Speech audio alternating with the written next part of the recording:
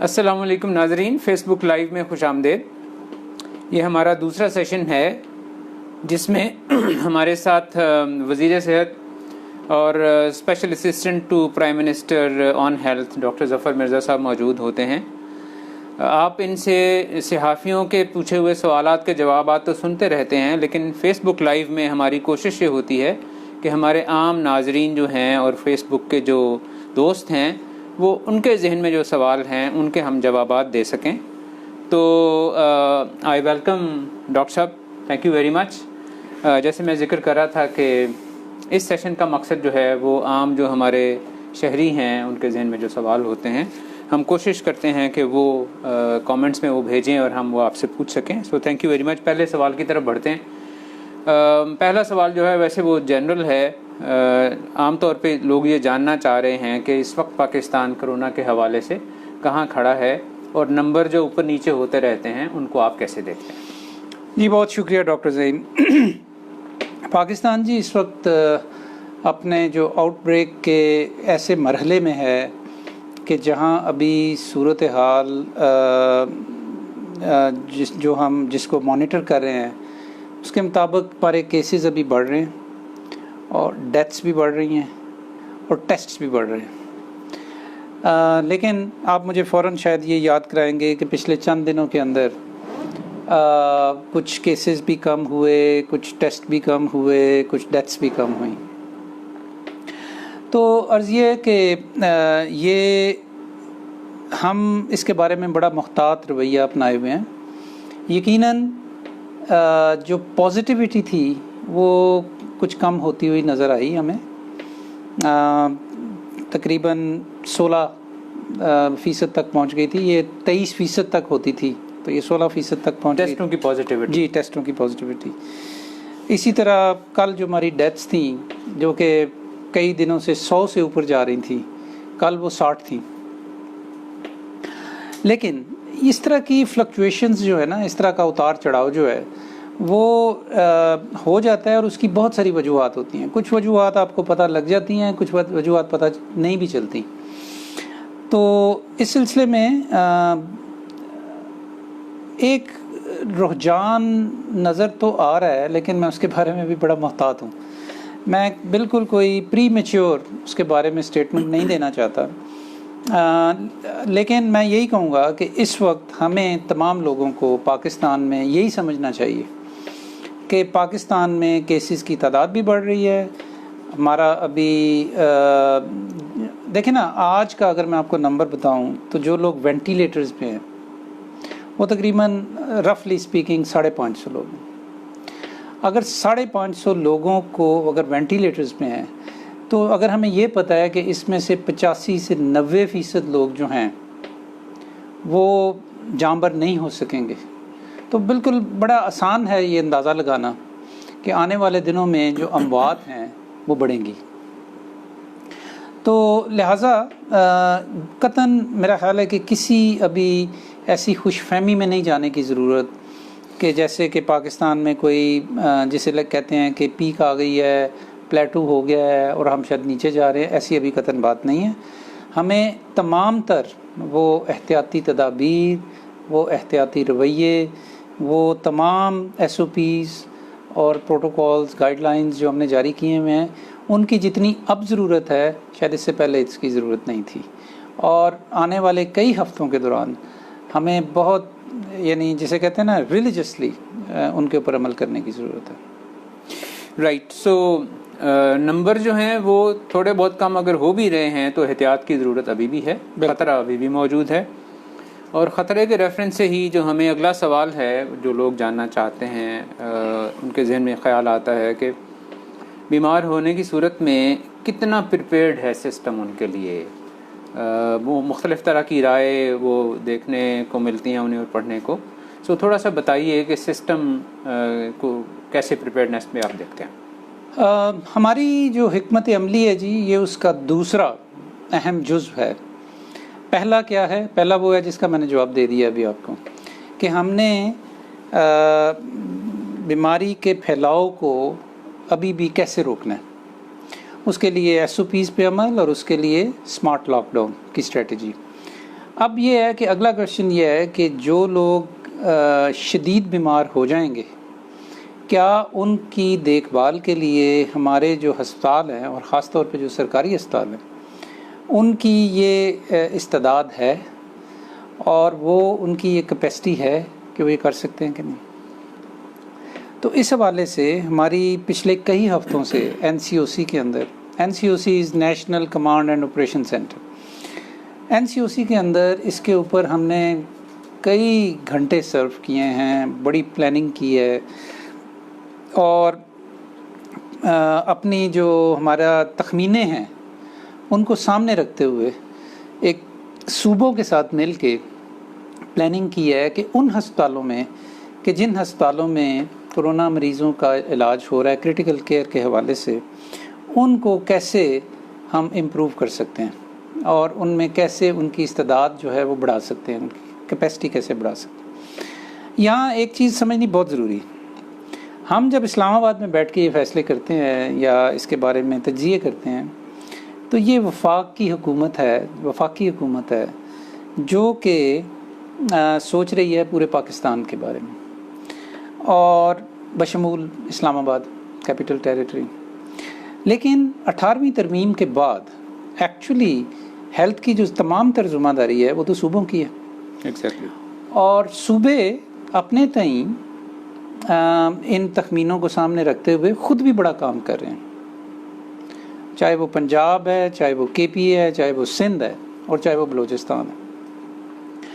تو لیکن ان کی جو کاوشیں ہیں ان کو ٹاپ اپ کرنے کے لیے یا ان کے اوپر مزید تقویت ان کو دینے کے لیے، ان کی کیپیسٹی کو بڑھانے کے لیے ہم نے وفاقی سطح پہ کئی ہفتے لگا کے، لٹرلی کئی ہفتے لگا کے اس کی پلاننگ کی ہے۔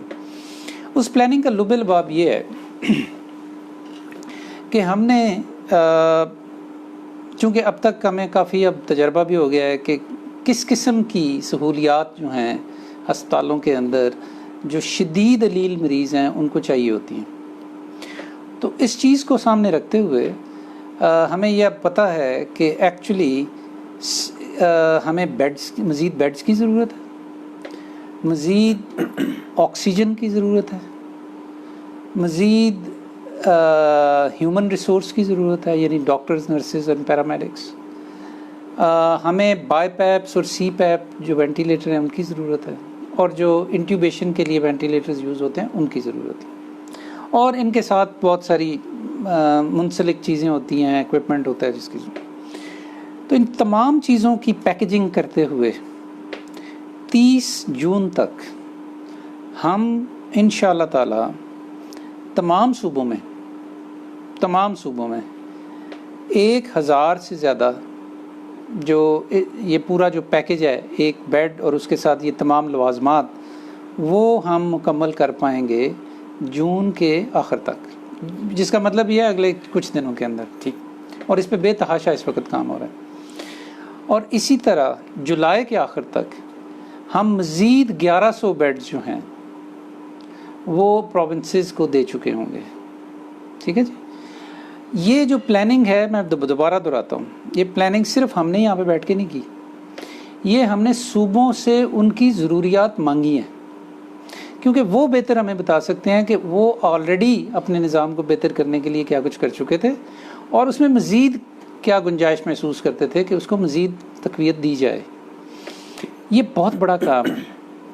اگر میں آپ کو صرف اسلام آباد کی مثال دوں تو اسلام آباد میں ہم نے پچھلے ایک ہفتے کے اندر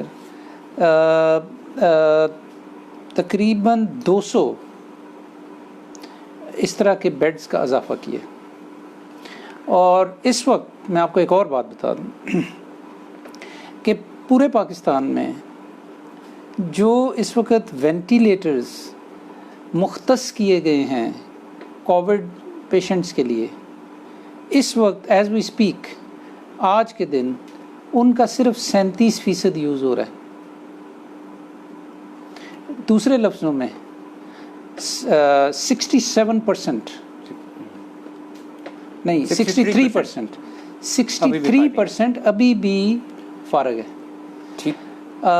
تو ہمیں اس میں یہ بھی پتہ چلا ہے کہ وینٹیلیٹر سے زیادہ آکسیجن کی ضرورت ہے، اور ہائی فلو آکسیجن کی ضرورت ہے، تو اس پہ ہماری پھر اب زیادہ توجہ ہوگی. ٹھیک بات. اللہ رحم کرے جی، انشاءاللہ تعالیٰ انسان تو کوشش ہی کر سکتا ہے. ہماری کوشش انشاءاللہ تعالیٰ رنگ لائے گی، اور انشاءاللہ پاکستان میں لوگوں کو جو کووڈ کی بیماری کی وجہ سے شدید بیمار ہوں گے اور اسپتالوں میں ان کو جانا پڑے گا، ان کو انشاءاللہ کوئی کمی نہیں آنے دیں گے. Very good. آئی تھنک بڑی تفصیل سے آپ نے یہ بتایا، اور یہ ہمیں اگلے سوال کی طرف بھی لے جا رہا ہے. جب بھی مریضوں اور ان کے علاج کی سہولیات کا ذکر ہوتا ہے تو ایک دم سے ہاسپٹل آکسیجنیشن اور وینٹیلیٹرز کی بات آ جاتی ہے، جس سے لوگ گھبراتے بھی ہیں، اور وہ یہ سمجھتے ہیں کہ شاید ہر بیمار ہونے والا الٹیمیٹلی وینٹیلیٹر پہ جائے گا. سو تھوڑا سا یہ سوال ہے، ناظرین ہمارے جاننا چاہ رہے ہیں کہ کرونا کے مریض کو اپنی علامات پہ کیسے نظر رکھنی چاہیے اور کس وقت اس کو واقعی خوف زدہ ہونا چاہیے. ہاں، یہ اچھا سوال ہے آپ کا، اور میرا خیال ہے کہ اس پہ تھوڑی سی بات ہونی چاہیے. دیکھیں، پاکستان میں کرونا وائرس کافی تیزی سے پھیلا. جب ہم کہتے ہیں کہ مطلب آج جو 19% ہے ہمارا پازیٹیوٹی، تو اس کا مطلب یہ ہے کہ اگر آپ کسی بازار میں کھڑے ہو کے بالکل ایک بغیر کسی ترتیب کے 100 بندے اگر پک کر لیں تو ممکن ہے کہ ان سب 100 کے ٹیسٹ کریں تو ممکن ہے کہ ان میں سے 19-20 لوگ جو ہیں وہ پازیٹیو ہو جائیں گے. ٹھیک ہے، تو یہ کافی بڑی شرح ہے. ٹھیک ہے. اچھا، اب پتہ کیسے لگے کہ آپ کو کہیں کرونا وائرس نہ ہو گیا ہو؟ ایک تو بڑی یعنی عام فہم ہے نا کہ آپ کو اس کی علامات شروع ہو جائیں. علامات کیا ہیں؟ بخار، جسم میں درد، کھانسی، سانس لینے میں تکلیف. ان میں سے کوئی ایک یا اس کا کوئی کمبینیشن اگر آپ کو ہو رہا ہے تو آپ کو ڈاکٹر سے رابطہ کرنا چاہیے. لیکن اگر آپ کے جاننے والوں میں کوئی شخص ریسنٹلی پازیٹیو ہو گیا اور آپ کو یہ لگا ہے کہ آپ کا ان سے رابطہ رہا پچھلے دنوں میں، اور پھر آپ کو چاہے ابھی کوئی سمٹم نہیں بھی ہے، تو میرا خیال ہے آپ کو ٹیسٹ کروانا چاہیے. ٹھیک بات. اور اپنے آپ کو علیحدہ کرنا چاہیے، اور اس وقت تک علیحدہ رکھنا چاہیے کہ جب تک آپ کے ٹیسٹ کی رپورٹ نہ آ جائے. اس کو ہم کہتے ہیں کانٹیکٹ، یعنی کہ آپ ایسے شخص کے کانٹیکٹ رہے ہیں یا اس سے منسلک رہے ہیں کہ جو مثبت ہو گیا یا اس کا کرونا وائرس پازیٹیو ہو گیا. تو اس لیے یہ ایک بڑا یعنی لاجیکل چیز ہے، منطقی چیز ہے کہ اگر کوئی شخص پازیٹیو ہوا ہے تو اس کے جو کانٹیکٹس ہیں وہ سسپیکٹڈ ہیں. وہ سسپیکٹڈ ہے اس وقت تک جب تک یہ پروو نہ ہو جائے کہ وہ نیگیٹیو ہے. ٹھیک ہے نا. تو ان کے ٹیسٹ ہونے چاہیے. اور ہماری جو TTQ اسٹریٹجی ہے، ٹریسنگ، ٹیسٹنگ اینڈ کوارنٹائن، وہ اسی اصول کے اوپر ہے کہ آپ کو پتہ ہے کہ اس گھر میں ایک پازیٹیو کیس ہے، اور آپ کو پھر یہ بھی پتہ لگتا ہے کہ یہ 7-8 لوگ تو بڑا ان کا ملنا جلنا ہے اس سے ساتھ، وہ کانٹیکٹس ہیں اس کے، ان میں سمٹم ہیں یا نہیں ہیں، ان کے ٹیسٹ ہونے چاہیے. اور ان میں پھر جو آپ کو پازیٹیو ملے ان کو بھی آئسولیٹ کر دیں، اور جو نیگیٹو ملے ان کو آپ چھوڑ دیں. لیکن یہ جو بات ہے، اس میں ایک اور چیز میں بتاتا چلوں آپ کو کہ یہ کیا وجہ ہے کہ آپ کو کوئی سائن سمٹم نہ ہو اور آپ پازیٹیو بھی ہو جائیں، جس کو ہم ایسمپٹومیٹک کہتے ہیں. یہ بالکل ممکن ہے. ان کی تعداد بہت زیادہ نہیں ہوتی لیکن ہوتی ہے. ٹھیک ہے. تو لہٰذا یہ اس بات کا انتظار نہیں کرنا چاہیے کہ اگر آپ کانٹیکٹ بھی ہیں، آپ کانٹیکٹ ہیں کسی ایسے شخص کے جو پازیٹیو ہو گیا، تو پھر اس بات کا انتظار نہیں کرنا چاہیے کہ آپ کو سائن سمٹمز ہوں گے تو آپ چیک کرائیں گے. یہ میں اصل میں بات کروں. ٹھیک رائٹ. اور یہ جو سمٹمز والے لوگ ہیں جن کے ٹیسٹس ہوتے ہیں، جو کانٹیکٹس ہوتے ہیں، ان میں سے ایک بڑی تعداد جو ہے وہ گھر پہ رہ کے اپنے آپ کو ٹریٹ کر سکتی ہے. وینٹیلیٹرز والے تھوڑے لوگ ہوتے ہیں, لیکن چونکہ وہ اہم ہے اس لیے اس کا ذکر زیادہ ہوتا ہے, اس سے یہ مطلب لینا چاہیے. اچھا ہماری اب آپ نے یہ بات کی ہے تو مجھے تھوڑی سی اس پہ بات کر لینے دیں, اگر آپ اجازت دیں تو. 100 بندوں کو اگر پازیٹیو ہوتا ہے تو ان میں سے 85 لوگ جو ہیں ان کو تو کسی قسم کی کوئی علاج کی ضرورت نہیں ہے. اگر کوئی ان کو چھوٹا موٹا سائنس سر درد ہوا تو گولی کھا لی, بخار ہوا تو آپ نے پیراسٹامول لے, بس اس حد تک, اور وہ ریکور ہو جاتے. پاکستان میں 40% لوگ ریکور ہو رہے ہیں مکمل طور پہ جو پازیٹیو ہوتے ہیں, 40%. ٹھیک ہے جی. باقی رہ گئے آپ کے 15%. ان 15% میں سے 10% جو ہیں ان کو سائن سمٹمز ہوتے ہیں, لیکن ایسے سائن سمٹمز ہوتے ہیں کہ ان میں سے کچھ کوئی داخلے کی ضرورت پڑتی ہے ہسپتال میں. باقی گھروں میں بھی رہ لیں, معمولی ان کو سائن سمٹمز ہوئیں گے, اور اس کی دوائی شوائی کھائیں, اپنے آپ کو آئسولیٹ رکھیں, احتیاط کریں, ٹھیک ہو جائیں گے. آخری جو 5% ہیں یہ شدید بیمار ہوتے ہیں, ان کو ہسپتال میں داخلے کی ضرورت ہوتی ہے. پاکستان میں یہ 5% سے بھی کم ہے, یہ گلوبل فگر ہے 5%, پاکستان میں یہ 5% سے بھی کم ہے, اور ان کے وہ ہے کریٹیکل کیئر. تو یہ تصویر ذہن میں رکھنی چاہیے. بالکل, اور یہ بہت اہم ہے. اچھا, ہماری گفتگو کے دوران ہی آپ نے ماسک پہنا ہوا تھا, پھر آپ نے ماسک اتار بھی دیا, اب آپ نے دوبارہ ماسک پہنا ہوا بھی ہے. ہمارے جو دیکھنے والے ہیں ان کو ڈسٹینس کا اتنا اندازہ ظاہر نہیں ہے جتنے ڈسٹینس پہ ہم بیٹھے ہوئے ہیں, تو ان کے ذہن میں نیچرلی یہ سوال ہے کہ کبھی لوگ ماسک پہنتے ہیں اور کبھی نہیں پہنتے, تو ماسک کے بارے میں ایگزیکٹ کیا ہدایات ہیں, تو وہ ذرا تھوڑی سی مختصراً بتا دیجیے. اچھا, مجھے معلوم ہے کہ میرا انٹرویو ریکارڈ ہو رہا ہے اور مجھے بہت محتاط ہونا چاہیے, ٹھیک ہے نا, لیکن میں نے جو یہ اتارا اور پہنا, یہ میں نے اس چیز کی بھی نشاندہی کی ہے کہ عام زندگی میں لوگ کرتے کیا ہیں. میں اگر بہت ایکٹنگ کرنا چاہوں تو بالکل مجھے اتارنا ہی نہیں چاہیے تھا, کیونکہ میرا انٹرویو ریکارڈ ہو رہا ہے. لیکن حقیقت یہ ہے کہ زندگی کا جو عام رویے ہوتے ہیں, جو آپ کی ضرورتیں ہوتی ہیں, ان کو اپنے ساتھ ساتھ چلانا ہوتا ہے, اور اس میں کامن سینس بڑی امپورٹنٹ ہے. تو میں اصل میں جب یہ انٹرویو شروع ہوا تو چائے پی رہا تھا, ٹھیک ہے, اور مجھے یہ پتا تھا کہ آپ نے تو پہنا ہوا ہے نا ماسک, ٹھیک ہے, اور باقی بھی جتنے لوگ یہاں پہ بیٹھے ہیں ریکارڈنگ کر رہے ہیں انہوں نے بھی پہنے ہوئے ہیں. تو میں نے کہا میں اپنی چائے مکمل کر لوں تو اس کے بعد پھر پہن لوں گا. تو مطلب اس میں کوئی ایسی بہت زیادہ خطرے والی بات نہیں ہے. ٹھیک بات ہے. سو اس کا مطلب یہ بھی ہے کہ کسی وقت میں اپنا ماسک اتار کے چائے پی سکتا ہوں اور ڈاکٹر صاحب اپنا ماسک جو ہے مسلسل پہنے رکھ سکتے ہیں. اچھا, لیکن اب چونکہ اس پہ بات ہو ہی رہی ہے تو ہمارے درمیان جو فاصلہ ہے نا, ویسے یہ ٹھیک نہیں ہے, کیونکہ فاصلہ جو ہے ہمارے درمیان کم از کم 6 فٹ کا ہونا چاہیے. لیکن اگین ریالٹی یہ ہے کہ ٹی وی اسٹوڈیوز کے اندر, میٹنگز کے اندر, گھروں کے اندر, آفیسز کے اندر ہر وقت لوگ 6 فٹ نہیں رکھ سکتے. لیکن اگر ذہن میں رہے یہ بات, اور جب بھی یہ ذہن میں بات آ جائے تو بندہ 2 قدم پیچھے ہو جاتا ہے. بالکل. اچھا, ایک اور بات کہ اگر آپ کا خیال ہے کہ 6 فٹ کا فاصلہ نہیں ہے آپ لوگوں کے درمیان, تو پھر تو ماسک پہننا انتہائی ضروری ہے نا. ایگزیکٹلی, ٹھیک ہے نا. تو وہ چونکہ آپ نے پہنا ہوا تھا تو پھر میں نے نہیں پہنا. لیکن پوائنٹ یہ ہے کہ ہمیں فاصلہ اور ماسک ان دونوں پہ عمل کرنا چاہیے, ملحوظ رکھنا چاہیے.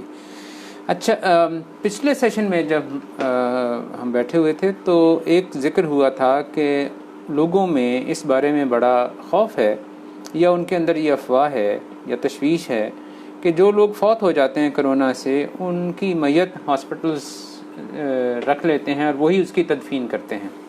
آپ نے اس کو تھوڑا سا ذکر کیا تھا, اس کے بارے میں مزید اخبارات میں اور میڈیا میں ایکسپلینیشنز رہی ہیں, لیکن ہمارے سوالات سے لگتا ہے کہ ابھی بھی لوگوں کے ذہن میں یہ ایک تشویش ہے. سو تھوڑا سا اس کے بارے میں آپ کلیریفائی کر دیجئے. ہاں ٹھیک ہے, بالکل یہ امپورٹنٹ بات ہے, کیونکہ یہ بڑا لوگ اس سے متاثر ہوتے ہیں. اور اچھا, شروع میں جب کرونا وائرس کی بیماری پھیلی تو بہت ساری چیزیں پتہ نہیں تھیں. ہمیں یہ بھی نہیں پتہ تھا کہ میت جو ہوتی ہے, جو ڈیڈ باڈی ہوتی ہے, اس سے وہ کتنی خطرناک ہے. لیکن جیسے جیسے ہم آگے چلتے گئے اور ان چیزوں پہ تحقیق ہوتی رہی تو پتہ یہ لگا کہ ایکچولی جو ڈیڈ باڈی ہوتی ہے وہ اتنی خطرناک نہیں ہوتی جتنی ہم شروع میں سمجھتے تھے. ٹھیک ہے. اچھا، تو جو ہم نے سب سے پہلے اپنی گائیڈ لائنز بنائی وہ بڑی سخت تھیں اور اس سے لوگوں کو بڑی مصیبتیں بھی پڑی. اس کی وجہ سے وہ جنازوں میں نہیں جا سکتے تھے، میت کو نہلا نہیں سکتے تھے، اور وہ جنازہ جو ہے اس میں نہ جانا ہمارے ہاں ایک بہت بڑی بات ہوتی ہے. اپنے کسی پیارے کی ڈیتھ ہو جائے اور آپ جا نہ سکیں وہاں پہ. لیکن جیسے جیسے ہمارے پاس یہ ایویڈنس آتا گیا تو پھر ہم نے اپنی گائیڈ لائنز بدل لیں. اب جو ہماری جو کیا کہتے ہیں تازہ ترین جو گائیڈ لائنز ہیں تدفین کے بارے میں، وہ انگریزی میں بھی اور اردو میں بھی ہماری covid.gov.pk پہ پڑھی ہیں، جو ہماری ویب سائٹ ہے، پلیٹ فارم ہے ہمارا. اور اس کے اندر بنیادی طور پہ اگر میں آپ کو 2 جملوں میں بتا دوں وہ گائیڈ لائن، تو وہ ایکچولی یہ جو ہم کہتے ہیں نا جی کہ ماسک پہنیں، احتیاط کریں، سوشل ڈسٹینسنگ کریں، ان تمام اصولوں کو اپناتے ہوئے آپ نارملی اپنی جو ڈیڈ باڈی ہے اس کو ڈیل کر سکتے ہیں. ڈیڈ باڈی کو ٹچ نہ کریں، اس کو چھوئیں نہیں، ماسک پہنیں سارے لوگ، اور اس کو نہلائیں بھی بڑی احتیاط سے، کفن بھی پہنائیں بڑی احتیاط سے. جنازے پہ کم لوگ جائیں لیکن جائیں، قبر میں اتاریں بڑی احتیاط سے اور ان کو دفنا دیں. تو نارمل جنازہ میں جو چیزیں ہوتی ہیں تدفین کے حوالے سے وہ ساری کریں، لیکن ذرا ضرورت سے زیادہ احتیاط کر لیں. سوشل ڈسٹینسنگ کے حوالے سے، ماسک کے حوالے سے. جو نہلانے والے لوگ ہیں وہ دستانے پہن لیں، وہ ربڑ کے بوٹ پہن لیں تاکہ ان کو زیادہ سے زیادہ اپنے آپ گون پہن لیں تاکہ ان کو زیادہ سے زیادہ اپنے بچاؤ کا موقع ملے کہ اگر کوئی مہین سا بھی اگر امکان ہے تو وہ ختم ہو جائے بیماری کے پھیلاؤ کا. لیکن ادروائز کوئی اس میں کوئی زیادہ تردد کی ضرورت نہیں ہے. اور میرا یہ خیال ہے کہ اس سلسلے میں کسی قسم کی کوئی غلط فہمی اگر ہے اب تو وہ دور ہو جانی چاہیے. بالکل ٹھیک ہے. سوالات بے شمار ہیں لیکن کچھ سوال جو ہیں ان کے بارے میں زیادہ انٹرسٹ ہے. ہمارے نمبر آف جو حاضرین ہیں، آمنہ ہیں، فاطمہ ہیں، اکمل خان صاحب ہیں، ان سب کا سوال اس بارے میں ہے کہ لاک ڈاؤن جس کا اب ذکر ہو رہا ہے اس کی ڈیوریشن کتنی ہوگی، اور اس کے ساتھ ہی یہ بھی کہ کیا یہ حقیقت ہے کہ جن لوگوں کے ٹیسٹ پازیٹیو آتے ہیں گورنمنٹ ان کے گھر کو بالکل بند کر دیتی ہے. یہ سوال اس وجہ سے بھی ہے کہ لوگ اس پہ خوف زدہ ہیں اور پھر وہ ٹیسٹ کروانے نہیں جاتے. لاک ڈاؤن کی ڈیوریشن اور یہ بات کہ کیا گھروں کو لاک کر دیا جاتا ہے اس پہ ذرا بتا دیجیے. شکریہ اس سوال کا فاطمہ، آمنہ اور اکمل، اور آپ کی دلچسپی کا بھی شکریہ. دیکھیں بات یہ ہے کہ جو اب ہم نے لاک ڈاؤن کی اسٹریٹجی یا حکمت عملی اختیار کی ہے اس کا مقصد یہ ہے کہ جہاں پہ ہمیں زیادہ پیشنٹس نظر آئے تو اس علاقے کو ہم صرف بند کریں اور باقی علاقے کھلے رہیں تاکہ زندگی کا نظام، لوگوں کے روزگار اور معیشت کا پہیہ چلتا رہے. ٹھیک ہے جی. اچھا، کچھ عرصے کے لیے کچھ علاقوں میں یہ حکمت عملی اپنائی گئی کہ اگر ان کو پتہ لگ جاتا تھا کہ یہ کوئی ان کا ٹیسٹ پازیٹیو آ گیا ہے تو ان کے پیچھے پڑ جاتی تھی انتظامیہ، اور ان کو پکڑو، ان کو آئسولیشن اسپتال میں لے کر جاؤ، ان کے فارم بھرو، ان کے اوپر پہرے دو اور مطلب سختی کرو. یہ اب مکمل طور پہ تبدیل ہو چکا ہے اور ابھی قطعاً اس قسم کی پالیسی نہیں ہے کہ اس سلسلے میں کسی قسم کی سختی کی جائے. اگر مریض جو ہے یا جس کا ٹیسٹ پازیٹیو آیا ہے اگر اس کو کوئی سمٹم نہیں ہے تو اس کو گھر میں رہنا چاہیے. اور گھر میں اپنے آپ کو آئسولیٹ کرنا چاہیے. ایون اگر کوئی چھوٹے موٹے سمٹمز ہیں بھی تو گھر میں رہنا چاہیے تا وقت کہ کوئی ایسی صورتحال پیدا نہ ہو جائے کہ سانس ہی نہیں لیا جا رہا یا بہت زیادہ بخار ہو گیا ہے یا دونوں ہو گئے ہیں. تو پھر ظاہر ہے کہ ڈاکٹر سے رابطہ کرنا چاہیے, اسپتال میں جانا چاہیے. لیکن یہ جو ہے نا پالیسی کورشن کی اور سختی کی, اس سے بڑا نقصان ہوا ہے. اور پنجاب میں خاص طور پہ اس کے اوپر کافی زیادہ عمل ہوتا رہا ہے اور بڑی یعنی پھر انگیجمنٹ ہم نے کی پنجاب کے پالیسی میکرز کے ساتھ, اور پھر آہستہ آہستہ انہوں نے اپنی یہ جو پالیسی تھی اس کو تبدیل کیا. اب ایسی قطعاً کوئی پالیسی نہیں ہے. رائٹ. سو آئی تھنک سوالات کی لائن ابھی بھی ہے, ایک آدھ اور سوال لے لیتے ہیں. بہت زیادہ لوگ جاننا چاہ رہے ہیں کہ جو نئی دوائیں نئی تھراپیز آتی ہیں جن کے بارے میں کنفیوژن بھی ہوتا ہے کہ وہ ہیں بھی علاج اور وہ نہیں بھی ہیں, تو اس کے بارے میں ہمارے جو ناظرین ہیں یا سٹیزنز ہیں, شہری ہیں پاکستان کے, وہ کیسے فیصلہ کریں؟ کچھ اس پہ گائیڈ کر دیجیے. سب سے پہلی بات یہ ہے کہ لوگوں کو خود فیصلہ کرنے کی تو ضرورت ہی نہیں ہے. کسی کو کوئی فیصلہ نہیں کرنا اس سلسلے میں, یہ ڈاکٹر نے فیصلہ کرنا ہے. ٹھیک ہے جی. دوسری بات یہ ہے کہ یہ سمجھ لیں کہ ابھی تک کرونا وائرس کی کوئی ایسی مؤثر دوا مخصوص دریافت نہیں ہوئی کہ جو اس کا تیر بہدف نسخہ ہو. جو ادویات بہرحال ہیں ان میں ایک تو ہے ٹوسیلوزیومیب, جس کو ٹریڈ نیم جس کا ہے ایکٹمیرا, دوسری ہے ریمڈیسیویر, تیسری ہے ڈیکسامیتھازون, چوتھا ہے پلازما. تھوڑی تھوڑی میں مختصر سب کے بارے میں بات کروں. جی. لیکن اس سے بھی پہلے پلازما کے علاوہ یہ تینوں میڈیسنز جو ہیں یہ کرٹیکل پیشنٹس کے لیے ہیں. ایسے مریض کہ جن کو آکسیجن کی بہت زیادہ ضرورت ہے, جو ہسپتال میں داخل ہیں یا وہ وینٹیلیٹر پہ ہیں. تو اس لیے میں کہہ رہا تھا کہ آپ نے خود تو فیصلہ کرنا ہی نہیں نا, یہ تو آپ کے ہسپتال نے, ڈاکٹر نے, اسپیشلسٹ نے فیصلہ کرنا ہے کہ کب کون سی انجیکشن آپ کو دینی. دوسری بات یہ ہے کہ یہ ساری جو ہیں ادویات یہ جزوی اثر ہے ان کا, یعنی ایسا نہیں ہے کوئی ایسی دوائی نہیں, مطلب ہیپیٹائٹس سی ہے نا جو اس کی دوائی ہے, وہ اگر صحیح طریقے سے استعمال کی جائے تو وہ 100% آپ کو صحت مند کر دیتی ہے. ایسی کوئی بات نہیں ہے ان میں سے کسی دوائی کے اندر بھی. ٹھیک ہے, کرونا وائرس کے لیے تو کوئی 30% تک کسی کے بارے میں پتہ لگا کہ یہ 30% فائدہ دیتی ہے, کسی کے بارے میں پتہ لگا کہ 40% فائدہ دیتی ہے. لیکن یہ بھی بہت بڑا فائدہ ہے. جب آپ کے پاس کچھ بھی نہیں ہے تو یہ بھی بہت بڑا فائدہ ہے.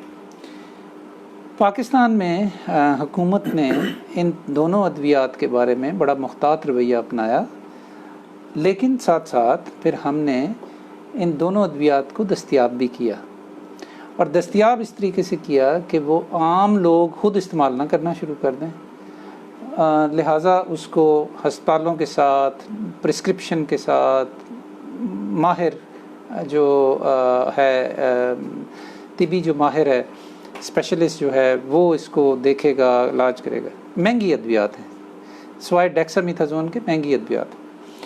تو اس کے لیے بھی حکومت نے اسپیشل انتظام کیا ہے کہ وہ لوگ جو افورڈ نہیں کر سکتے اس کا بھی ہم بندوبست کر رہے ہیں تاکہ ان کو بھی یہ دوائی مل سکے. جہاں تک اب تعلق ہے ڈیکسامیتھازون کا, اچھا جو پہلی دونوں ادویات ہیں یہ اس وقت پاکستان میں نہیں بن رہی, لہٰذا ان کو درآمد کیا جاتا ہے. اور جو ڈیکسامیتھازون ہے, ڈیکسامیتھازون کے تقریباً 57 ہمارے پاس لوکل مینوفیکچررز ہیں. تو اس کی جو ابھی پچھلے دنوں وہ ہو گئی تھی نا شارٹیج سی, وہ میری عقل سے بالکل باہر ہے کہ وہ کیوں ہو گئی تھی. کیونکہ ایک تو وہ انجیکٹیبل ہے, دوسرے وہ وافر مقدار میں موجود ہے. تو اس کی شارٹیج اصل میں کچھ ہولڈرز نے کی کہ وہ اس کو ملک سے باہر لے جانا چاہتے تھے, اور وہ پکڑے بھی گئے ان میں سے کچھ, اور ہم نے اس کا اوپر کریک ڈاؤن بھی کیا. تو یہ بڑی سستی دوا ہے اور بڑی مؤثر دوا ہے نسبتاً. अब आ जाते हैं प्लाज्मा की तरफ। लिहाजा मैं ये डेक्सामेथासोन की भी दस्तयाबी का मसला नहीं है, मैं इसकी हर दूसरे दिन कौमी सतह पे इसकी स्टॉक टेकिंग करवा रहा हूँ, और मुझे सब पता है कि किसके पास कितनी दवाई पड़ी हुई है, और ज़रूरत पड़े तो हम वहाँ से ले सकते हैं। प्लाज्मा के ऊपर बड़ी ही बदकिस्मती है कि जिस तरीके से लोगों ने इसको समझा और इसको इस्तेमाल किया और इसको बेचा। प्लाज्मा सबसे पहले ये खून का वो लिक्विड हिस्सा होता है कि जिसमें से सेल्स निकाल लिए जाते हैं, और ये जो लिक्विड हिस्सा होता है अगर किसी ऐसे शख्स का लिया जाए कि जिसको कोरोना वायरस की डिज़ीज़ हुई, 2 हफ्ते वो नेगेटिव रहा, तो उसके अंदर ये समझा जाता है कि उसके प्लाज्मा के अंदर एंटीबॉडीज़ होंगी, और वो प्लाज्मा अगर किसी बीमार शख्स को लगा दिया जाए तो समझा ये गया कि शायद उसकी जो कुव्वत मुदाफ़ियत है उसमें इजाफा हो जाएगा। लेकिन ये कि मैंने बड़ी सहूलत के साथ ये बात कह दी, ये इसमें बड़ी पेचीदगियाँ हैं। लिहाजा पाकिस्तान में हमने इस बात की इजाज़त तो दी कि इसका मुताला करना चाहिए, इसकी स्टडी करनी चाहिए, इसके ऊपर क्लिनिकल ट्रायल करना चाहिए। तो एक हमने क्लिनिकल ट्रायल की इजाज़त दी ताकि कंट्रोल्ड एनवायरनमेंट में लोगों का प्लाज्मा लिया भी जाए और जिनको ज़रूरत है उनको दिया भी जाए, और फिर ये स्टडी किया जाए कि इससे क्या फ़र्क पड़ता है।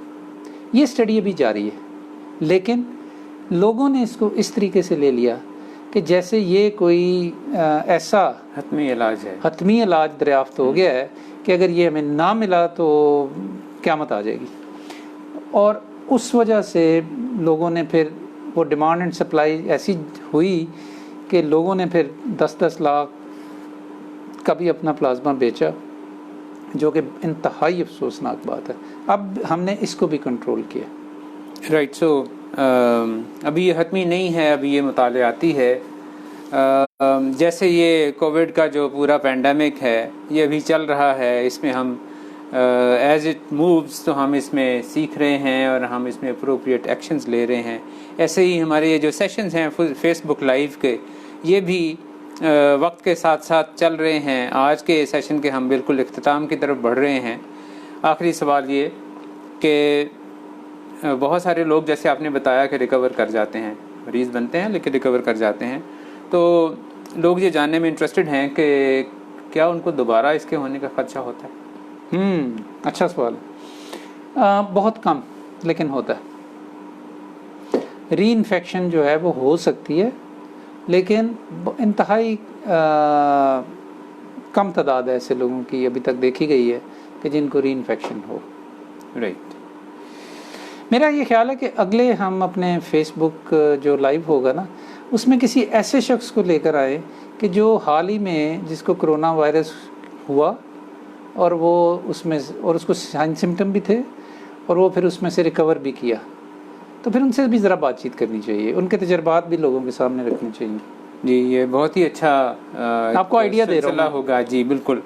तो आई थिंक कि इस आइडिया के साथ फेसबुक के जो हमारे दोस्त हैं उनको भी हम इनवाइट करते हैं कि वो अपने कमेंट्स, अपने सवालात और अपनी तजावीज़ हमें लिख भेजें कमेंट्स के बॉक्स में।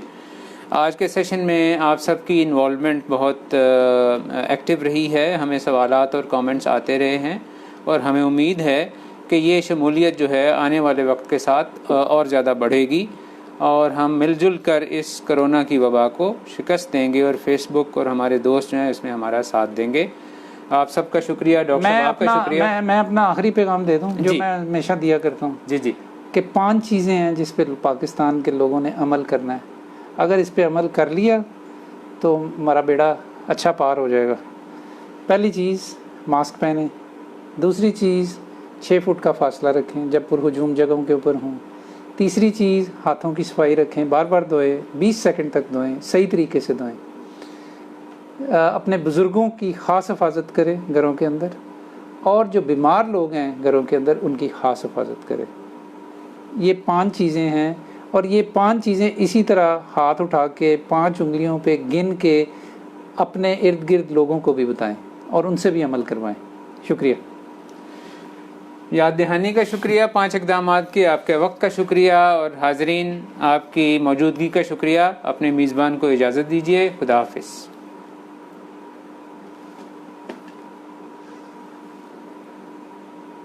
ٹھیک ہے جی. زبردست.